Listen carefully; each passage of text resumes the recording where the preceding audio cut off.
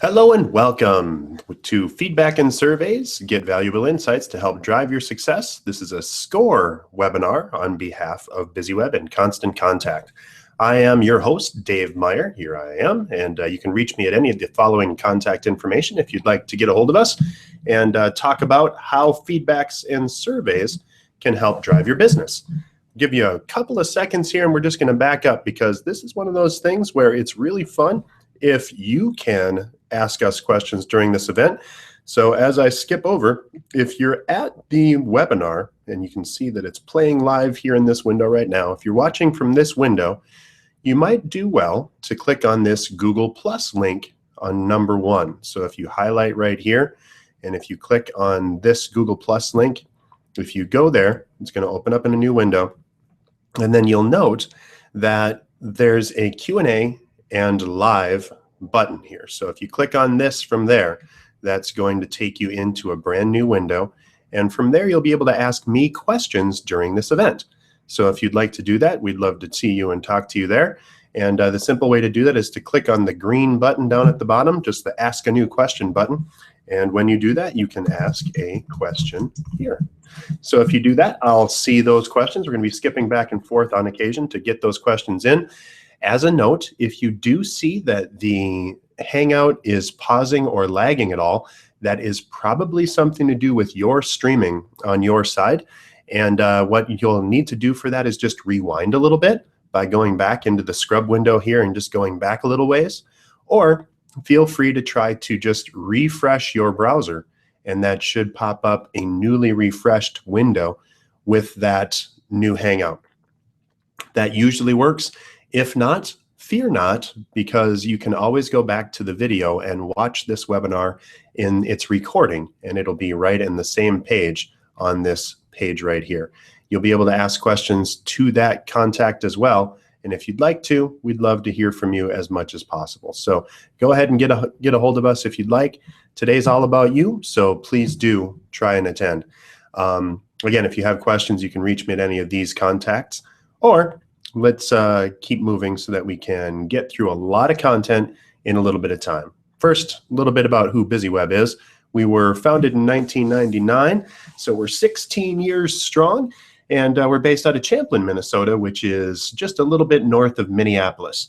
So if you're familiar with the region, we'd love to, or if you're nearby, we'd love to have you stop by sometime. But this is one of those places where, you know, we really love having people stop in and visit us, check out the Hive, and get any security or help that you need as we walk through your online marketing.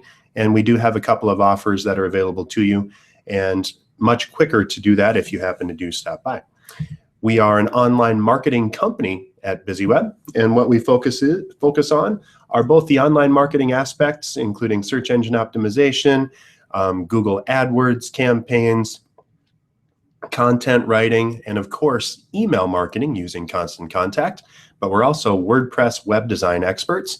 And one of the things that we do that nobody else does that I know of is we integrate social media with our clients' websites. So when you publish to your BusyWeb powered website, that act of publishing also posts to Facebook, LinkedIn, Twitter, Google+, and integrates seamlessly with your email marketing. All right, let's get into what we were talking about today. And of course, this event is sponsored by Constant Contact. So these are some of the things that you can now do with Constant Contact. It's not just about email anymore. And in addition to newsletters and announcements, you can now do offers and promotions, events and registrations, and what we're here to talk about today, feedback and surveys. So we're going to give you some best practices on how to take your surveys to the next level and make sure that they're actually working for you and your business. Again, reminder, if you do have questions during the event, easiest thing to do is just to go over to this number 1 Google Plus link. You'll see a page right here, and you can click the green button to ask questions, and we're going to be checking that on occasion during the event. All right, so let's get to the core of the business. And at its core, marketing is all about eliciting a physical and measurable response. What we're trying to do is get people to do something that we want them to do. And so as we think about that, campaigns are one of the things that we use most in marketing. It's some sort of a dedicated effort that's designed to push content and then pull response back. In our case today, for surveys, we're trying to push questions and pull insights. So as you think about that for today, that's what it's all about. Marketing is measurement, and unless you're actually cataloging and tracking what people are thinking or what they're doing, there's not a whole lot you're going to be able to do to improve your results unless you know how your results are being received. So here's our agenda for the day. First, we're going to talk through what are surveys, polls, reviews, and why you should do them. We're going to get next into how to structure your survey and how to plan good questions. And then we're going to get into when and who, the most important questions other than what you need to do in order to get a good response to your webinar or to your survey. So after that, we'll go into results and how to follow up from there, because it's all about what you do from that point forward. That's going to help increase your response rates and make sure that people are happy with what you're doing. No one's going to respond to your survey a second time if you don't ever get back to them after they've responded to the first one, and ideally show them what you've done about it. And then we'll talk about what's next. So that's where we're at, and that's what we're going to talk about today. If you have any questions or any suggestions as to other things that you'd like to hear, by all means, add those into the Q&A tool on the Google Hangout. All right, so let's get into what and why. And first, really, what surveys are all about is the importance of listening. If you want to be a better marketer, a better business owner, or a better business practicer, you need to hear what people are saying. And so you might find as you survey your folks, that they'd spend more money if the service was better. Or if they have a good experience, they definitely would tell their friends. Or you might find that people don't worry as much about prices if the experience is great. You won't know that, and you won't know how sensitive your customers are to price or service unless you ask them. And everyone is a little bit different, and every market's a little bit different. So make sure that you understand where you're coming from by asking those questions. So figure in and focus on your objective. Your objective, of course, is what you're actually trying to accomplish inside of your survey or marketing measurement program. And so if you can do that, a few things to ask might be to what do you need to know to help you take action or to make your business more successful? And then take it to the next level and pick one thing and ask questions about that one thing to be focused. And then every question you ask should already have a possible action associated with it. What I mean by that is only ask questions that you're prepared to take action about. If you were to ask about the venue for your event and you weren't willing to change that venue, then don't waste your time or your survey responders' time by asking that question if you don't plan to do something about it. You might ask questions that are going to require tough action. You need to be brave enough to do that and to share that you're taking those next steps. So as you think about surveys, again, you want your business to be more successful. So pick one thing. You want to be focused in what you do, and then make sure that you're willing to take action and share that action when you do that survey. So let's talk about good and bad objectives. Here's a decent objective, and then we're going to give you a better option. So 1, find out if people read your Facebook posts. Yeah, that's sort of okay, I guess, but why you would care is beyond me. So how about find it if our Facebook fans prefer pictures or links to articles. So more specific, easier to take action on. And then if you find that they prefer pictures, then you can send them pictures. So you can actually do that. Do they like our product? Do they like our orange juice? Sure, but do you think our home style OJ is more or less bitter than other brands? So you can take that. That's actually kind of dangerous if you've got a product that's out there and you're not willing to change it. I wouldn't ask anything about things that you're not willing to change. Finally, did they like our event? Very general. So let's get more specific, and perhaps did they like the layout of our event venue? Was the program too short, too long, or just right? And did you prefer a plated dinner or a buffet? So once you think about that, those are some examples, and let's get into some more detailed examples with scenario 1. So let's talk about some objectives, and then some good and better ones. So here's an okay objective. Learn if my customers, supporters, or clients are using social media. So that's okay for a single poll question, but if you're going to do a whole survey, that's pretty blah. Let's get better by saying, how could I use social media to better engage with my customers? So if you want to figure out how to use social media to better engage with your customers, a sample question might be, what social platforms do you use? And then the actions that you would take based on that response is to refocus social media strategy on the most popular channel. If you ask what social platforms do you use, and everybody comes back and says Twitter, then you should probably refocus your strategy on Twitter. Next, what kind of content do you look for on social media? Is it articles, pictures of friends or organizations, deals, coupons, jokes, quick tips, or other? And then the actions based on that response: develop desired content and feature in your social media posts. So do what you need to do. Once you get into that section, the better you can be. So think about it and take a look at it. So develop that desired content and feature it in your social posts. Another one, how often do you expect to see new content posted? Is it going to be daily, 2 to 3 times a week, weekly, 2 to 3 times a month, or monthly? And then possible actions based on that response is develop posting schedules to match that desired frequency. If you hear that people want you to communicate more, do it. If folks are saying, whoa, way too much, I only want to hear from you once a week or once a month, then do that. So think about how much frequency you can make. All right, let's look at another scenario. I want to figure out how to get more people to my events. One of the age-old questions inside of surveys, right? So how do I get more people in? Yeah, it's okay. But how about let's survey past registrants that didn't show up and figure out what would encourage them to attend. So again, digging down deeper into what people are actually trying to, or what people actually want, and then taking that next step.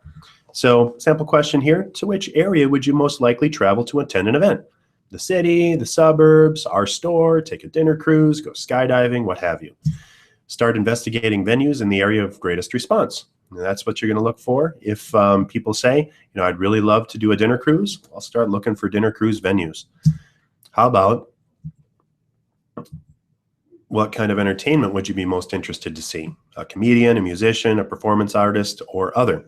And then leverage your network to find talent based on those responses. Boy, everybody loves a musician, everybody loves a comedian, whatever. Then develop that and be sure to share with your survey respondents that we heard that you really want to get a comedian in. So we're looking for a comedian right now. Leverage your network to say, does anybody have one they love? How about, at what time of day are you most likely to attend? Morning, afternoon, early evening, late evening, and then develop your strategy and pricing based on those responses. All right, so kind of good questions to ask and what to do. And then let's look at types of surveys. So what are those 3 types? First, of course, is the general surveys. They're sent through email or social media, and they're designed to get feedback or segment your audience by interest. They can be longer, but they don't have to be. So I would keep it to, 4 or 5 questions, and we're going to talk about that in a little bit more detail later. The second type of survey is a poll. That's a 1-question deal, or maybe 2 questions, but it's for insight. You're just going to look at it. It'll be pushed out through your social media or your email, and you're just looking for a quick snapshot of one topic. Are you more likely to X, Y, or Z? This is great outreach and feedback opportunity for your clients to just talk back to you with minimal effort. And then finally, reviews. So asking for feedback about a specific product or experience or person, and then asking readers to rate your organization directly or on a review site. So as you look at that, you're trying to get content out is what that works on. So next up, structure and questions. So here's what you're going to look for if you're setting up the questions on your survey and how to do it appropriately so that it takes the next step. I'm going to actually switch back, just make sure we don't have any questions. Perfect, nothing so far. Again, if you're clicking in, if you're watching this video from here, and we have a bundle of viewers, so thank you all for watching, be sure to click on this Google Plus link if you have questions about surveys. This is intended to be an interactive session and would love to hear from you. If you have questions or even suggestions on how you use surveys, we'd love to hear that, and so would everyone else. So go ahead on in. And again, as a reminder, click that green Ask a New Question button to submit your questions. You have to be logged into Google+.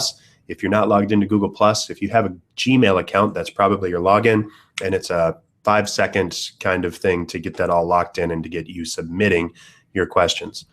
All right, so let's go into structure and question then. Let's first talk about the reasons for surveys. There's a lot of reasons that someone might want to survey a particular audience. Here's some examples: whether to find employee needs, look at customer profiles to figure out the details on events, to find out how relevant their product or service or idea is, to look at customer experience and to figure out how you can tune that up. This might be especially helpful for individual employees. In this salon picture example, if you're looking to find out who your best salon folks are, you could actually give your attendees or your visitors a way to rate each one of their visits and the person that provided the service.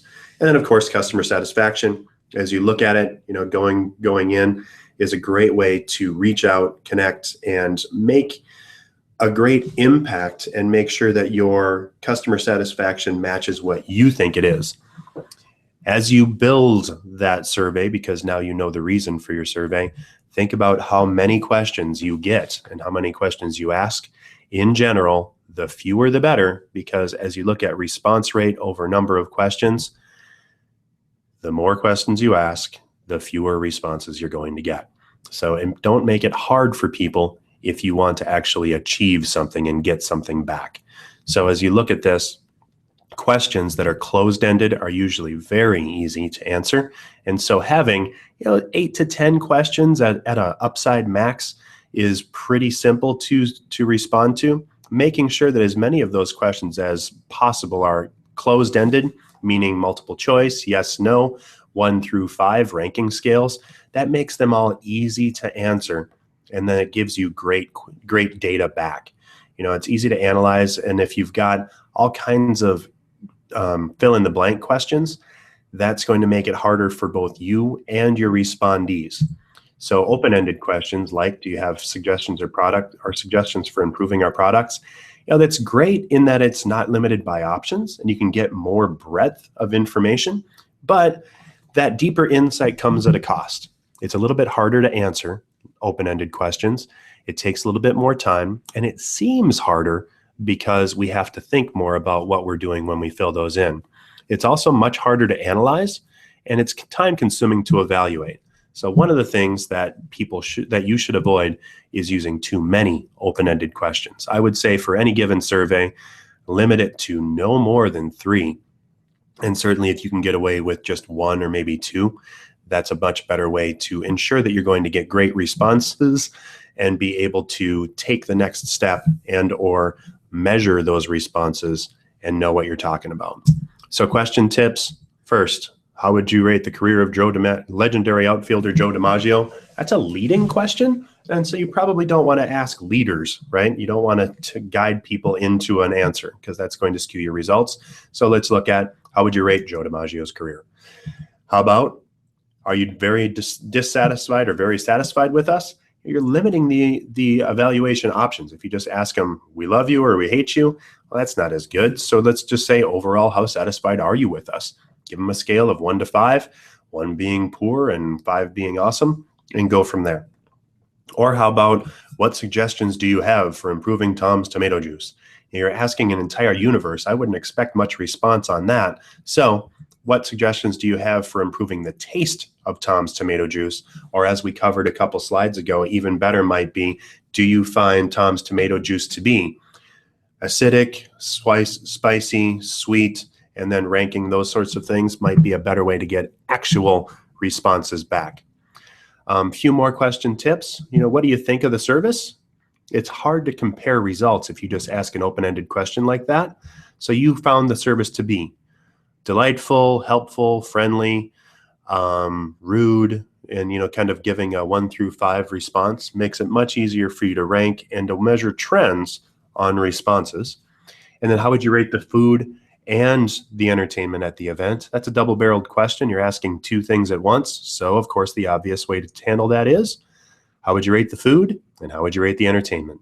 Again, we'd probably want to get more in depth on those two questions and say, did you like the chicken or the fish?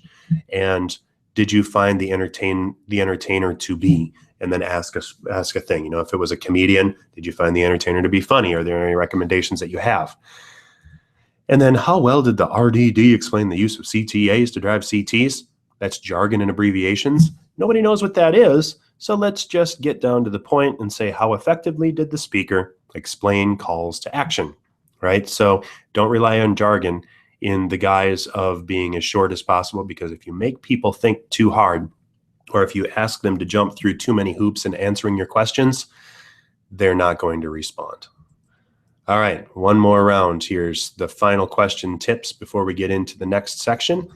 First, make your first question easy to answer. You want to warm people up. So name and address, how did you like the event? Something very simple. It should guide people in and get them used to answering your questions, but then get right to the meat. Make sure that you place your most important questions up front. If you have a 9 or a 10 question survey, they're much more likely to be able to give you their full attention and to be candid on the second or third question than they are on the 9th or 10th. They might run into some sort of an issue. They might have technology issues. They might get a phone call in the middle of that survey. Make sure that you're talking with them and getting the big stuff done up front, because if they just quit or just fill out the rest of it as 55555 or 11111 because they don't have time, you're going to miss out on the most important part. So also ask for profile and demo information at the end. So explain why you need their demographic information, how old they are, what they do, what their level of education is. Explain why you need that. Keep it simple and don't make those questions mandatory. If someone doesn't feel like answering a demographic information question, it should be okay for them to skip that, because if they're not comfortable with it, they're not going to answer. And it's better that you have answers than if you have all kinds of detailed information on who never would have answered in the first place. So next obvious thing is, how long is going to be long enough? Well, you see this one, if you've got 203, 212 questions, don't do that, because you can't get that. You won't get any response. You don't expect people to take an SAT test in order to fill out a customer satisfaction survey. And the key is, make sure that you've got questions that are relevant and that you don't ask two questions if one is enough. The key on all of this is really focus. So the more focused you can be, what you need to get, just ask what you need to get. You can always come back and survey people again for more, or ask those other questions later. But if you think that you're going to need to only touch someone once to get back all of the information that they'd ever want to know, you're just not going to hear from them, because they're going to get intimidated by the length of the survey, or they'll simply say this is going to take too long and they'll shut it off, or they just won't respond as thoughtfully as they could because they're getting overwhelmed by all of the content that you're asking them. So how long is long enough? I'd say about 10 to 12 questions is about the outer space of an effective survey. Ask multiple choice questions because that feels shorter, and limit your open-ended questions really to no more than 3.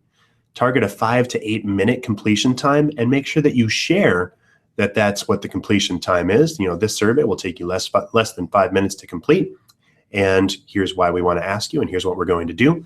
The key is to make sure that you take it yourself, or have someone else in your organization or someone that you trust take that survey, ideally that's never looked at the survey, and that, maybe even better, is already in your desired demographic group. So if you're trying to ask questions of your existing brand new customers, if you have a brand new customer that you really love, have them sit down with you and just fill out that survey, time them, get their feedback, and say, could I have asked anything any differently? The more quality time you put into setting up the survey, the more or the better results are going to be for you inside of that survey. So we now know what and why. We have our structure and questions down. We know, and now we need to figure out when to send that survey and who to send that survey to. I'm going to stop over, no questions, so that's awesome. We're going to keep moving. So when should you survey? There are a few different options. The first one is really on the fly. So if you need to know something, it's like, oh man, we really need to know what people are going to like best for our specific event that's coming up? Just go ahead and ask that, send out that survey. You might also want to send out a survey after some sort of an interaction. So you had an event. After that event, you're going to send out a survey. How'd you like the event? A regularly scheduled survey might be at a different time of the year. So you might do the first month of the year and halfway through the year as a customer satisfaction kind of trending survey. And then you'll be able to tell, what's happening, what's going up and down. Again, the key, if you keep it short, if you make it super easy, you can send out more surveys more often, especially once you start sharing what those results are. And we'll get into that in a little bit.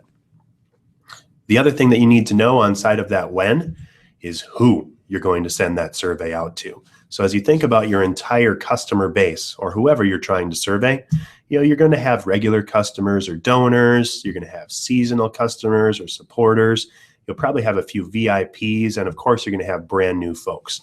Make sure that you're segmenting your email list to reach those different people so that you can find out kind of at a glance, well, out of our regular customers, out of our VIPs, they really enjoy X event, or our VIPs really want to hear a motivational speaker. Our brand new customers want a comedian. So how are you going to mix and match that? The key is you don't know what decision to make if you don't have any data. The more you know about specific audiences, the better. And it's really easy to send out to specific audiences within a specific time frame or time set if you have those survey categories set up. So you're just going to send out to 4 different lists, and Constant Contact in particular will give you that feedback on the fly and on the go so that okay, my new customers really like this, or my existing customers are really starting to get annoyed with all the emails that we send, or whatever. Once you segment that audience, it really lets you push things out and be more thoughtful. So maybe in January, you'll send a longer survey and send that to the entire group. And then you're going to pick a couple folks to send out a short survey or a small segment of that first group. And then again, you can send another one in September to be a short survey or another small segment of the group. You might want to track trends inside of that. You might want to ask different questions. The key is once you segment that audience and once you're thinking about it from all those perspectives, it makes it easier to continue to reach out. Notice that the people that we see in all of this aren't necessarily the same. If I send out to representative parts of my client base, and if I have different subsets of those groups, I can send out a survey once a week without burning people out because I'm sending those surveys to different people all the time. So think about that, and you can still get valid and helpful results as much as you want, as long as you take that time to segment out your audience. All right, so if we're good on results and follow-up, checking back on questions, we're good. Next is to figure out what those results and follow-up are going to be. So how do you take that wonderfully crafted survey with just the right amount of questions, maybe a few open-ended questions, but not too many, that's going to take less than 5 or 8 minutes to complete, has beautiful non-leading questions, and find out what's going to happen? Well, first, if you want to get good results, you have to get the word out. And the good news inside of that is that we all have a lot of options for promoting our surveys now. We have Facebook, Twitter, LinkedIn, email marketing, text messages, and all that. The key is once you send out that survey, it's kind of going to be like hurry up and wait. So as you think about that, don't expect everybody to get back to you right away. As a matter of fact, only 50% or so of survey responses tend to come back the first day. But then within the first week, you can expect most folks, about 88% of folks, to respond inside of that first week. And so if you're looking to send a quick and dirty survey, I would keep it at a week or less. 88% is a pretty good number. You're going to get almost all of the folks that are going to respond within 2 weeks. But if you send it further out than 2 weeks, you might have an inverse effect, and people might say, well, I don't need to respond to that survey until August 23rd, so I'm not going to respond right now. I'll do it when I have time. When I have time rarely happens in email marketing and online marketing, and not right now is a more polite way of saying never. So if you can compress that timeline, make it seem a little bit more urgent, give them the next step, give them a good incentive, then they will be much more likely to respond. After you've sent that survey, now what do? Well, of course, thank them. So send folks to a thank you page as soon as they're done sending out the survey. This one has a click for coupon on it, so you can tell them right at the onset of the survey, if you fill out this survey, we'll send you a coupon, or you'll be entered in for a drawing or whatever. And so make sure to send that to them. One note on drawings or contests: if you publicize that you're going to do a contest, make sure that you send to all of your survey respondents who won, to prove that you actually did award somebody with that content. So if you say, somebody's going to win Saints tickets, then make sure that you share with that group who did win from inside of that group. That boosts trust, and it makes them more likely to respond next time. And they'll say, I know Bob, and Bob's going to love the Saints tickets. I wish I could have gotten that. And so I'm going to be much more likely to respond next time. You can also send your respondents to a website to give them that content, to give them that next step to take. So for example, I gave this talk earlier this week, as a matter of fact, in person for another SCORE seminar in Minneapolis, or actually late last week. And when I shared this, the people there had asked this question. It's like, well, how about if I want people to rate or rank me, so that if I know that they responded positively to my survey, I can have them go right to a website that will send them to have them give me a Yelp review. And if they rated me very low on their satisfaction score, can I send them to a contact us form, and we'd love to help fix whatever's wrong? And the answer is absolutely. The best way to do that is through that landing page that you send people to. So if you send them to a closing page and a website, they're much more likely to take that next step with you and to do what you want them to do. And again, you can guide this by the type of survey response. And so if people love you, you can send them to a different page than if people aren't happy, and you can help resolve issues and reward happiness. So go from there. The key thing is that your results should inspire action. We talked about that at the beginning of this webinar. And what you need to be prepared to do is something based on those questions, and you need to share that content. So here's the steps, really. First, you're going to take that survey response, you're going to review and analyze, then you're probably going to look at it and try to spot trends, what's happening, what's going up and down. This becomes more important with subsequent surveys. Create an action plan based on what you found, and share that action plan and follow up with people to say, here's what we found. We discovered that everybody wants to meet in the South Metro. They all wanted a magician, or 82% of you wanted a magician. So we're looking for a magician this month, and would love your suggestions if you have someone that you love. Great way to interact and keep going. And then once you've done that, once you've shown people that you actually are listening and taking action based on your survey responses, they're much more likely to respond again to a survey. So go ahead and take that next step and survey folks again. You want to review all your stats and your data. So once you go through all of this content, when people get back to it, make sure that staff is trained to redeem or honor those coupons. If you send them to a landing page that has a coupon, nothing more frustrating than responding to a survey, getting a coupon code, and then being met with a blank stare when you walk into that establishment. Make sure that you collect your list signups at the redemption. So if someone comes in with that coupon, have them fill out a quick note just that says, Bob Smith did fill this out. And then you can add Bob to a list of folks that are engaged and that have come into your business. Collect information about their experience with that deal is another great way to take that next step. So if they enjoyed the coupon, or if they used your service, ask them about that. That's another survey opportunity. And then use those same tools to follow up: email, social media, polls, surveys, whatever you need to get as much feedback as possible, because the more you know, the better you're going to do next time.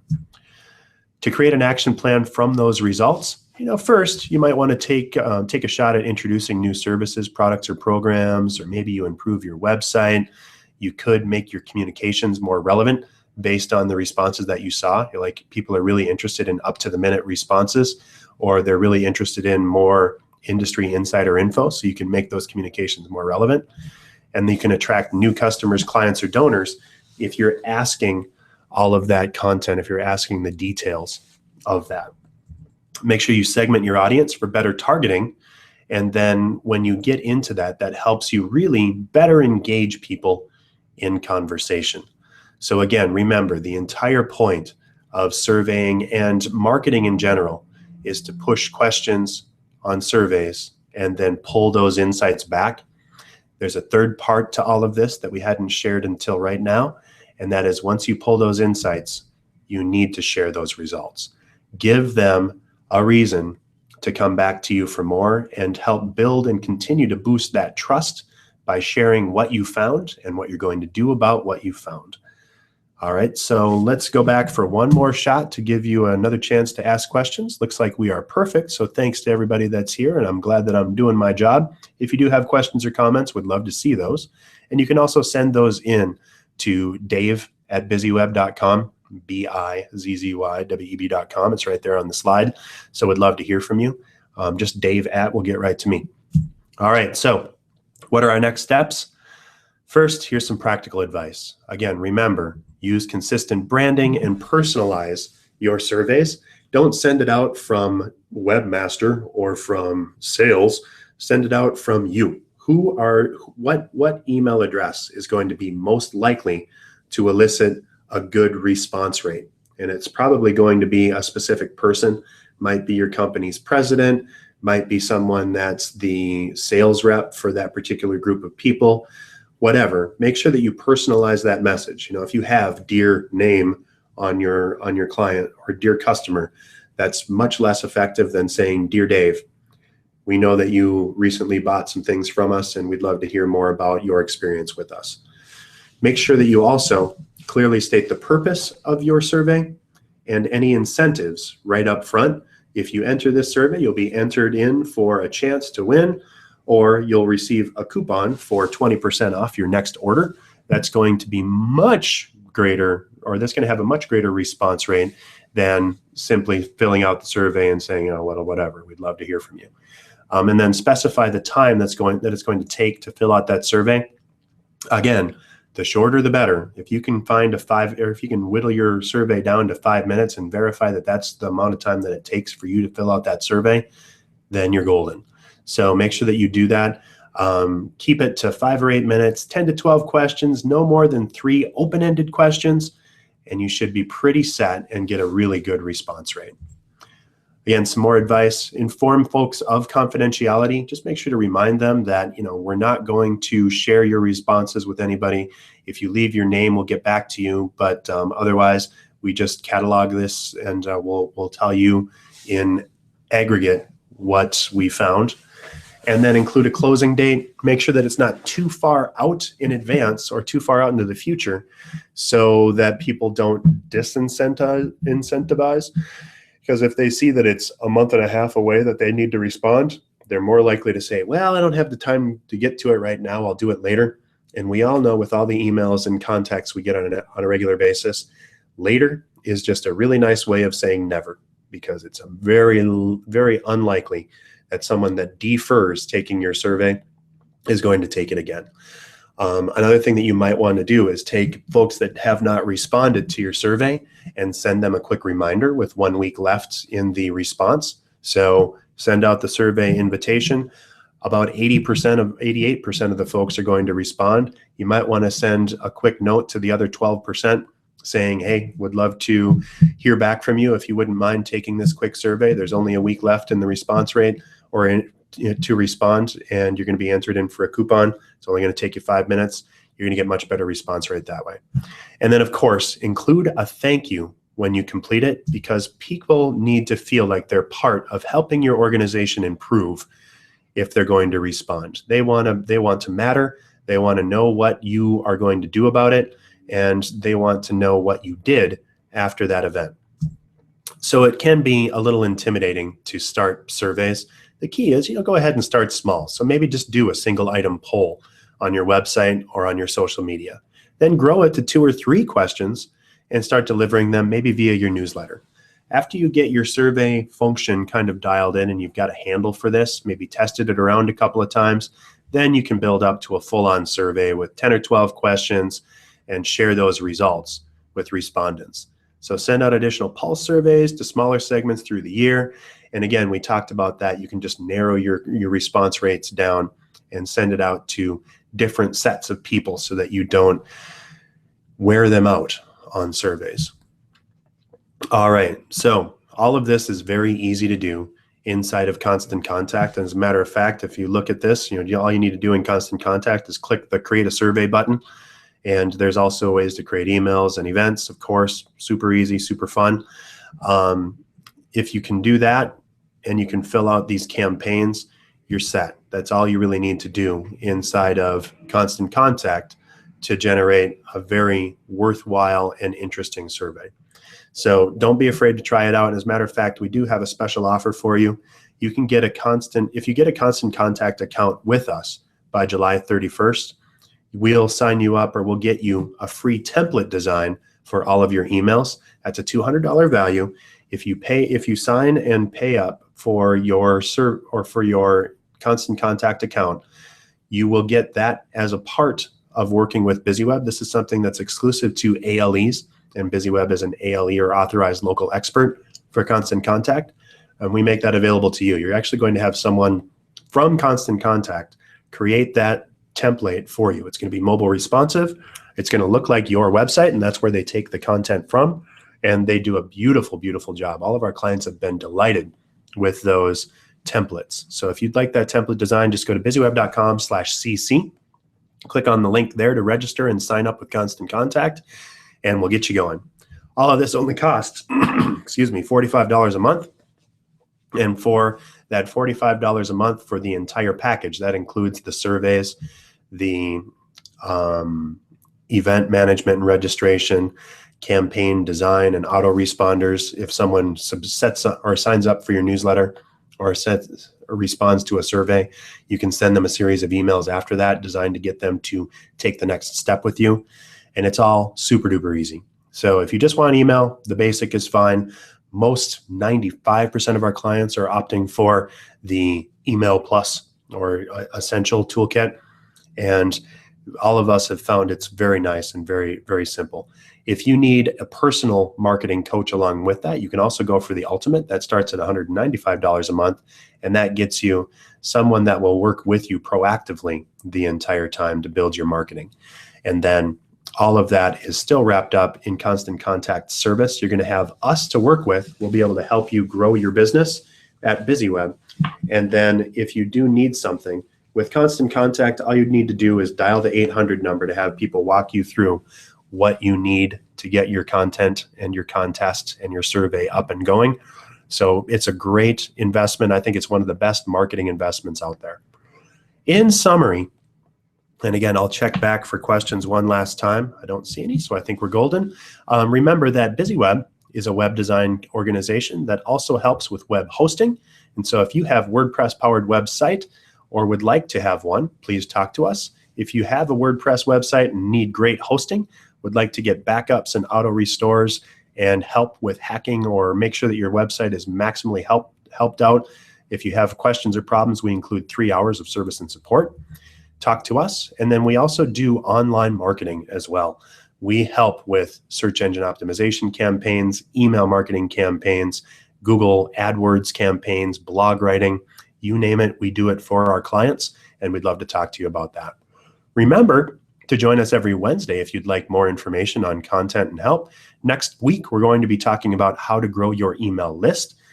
Yesterday, I talked about marketing to millennials, which you might find interesting. There's a replay of that available at busyweb.com/events, as well as SEO basics, social media time savers, blogging for business, and about 160 other YouTube videos that are all available from YouTube or busyweb.com/events.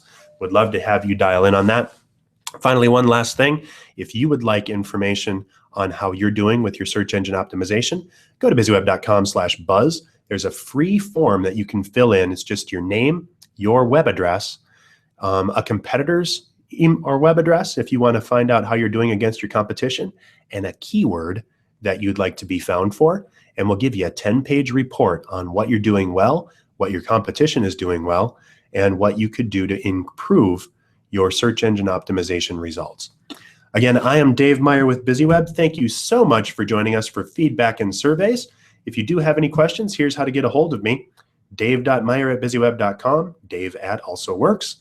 Visit us on Facebook. Visit us on Twitter. We'd love to see you very soon. And remember, at BusyWeb, we help you generate buzz without getting stung. Talk to you next month.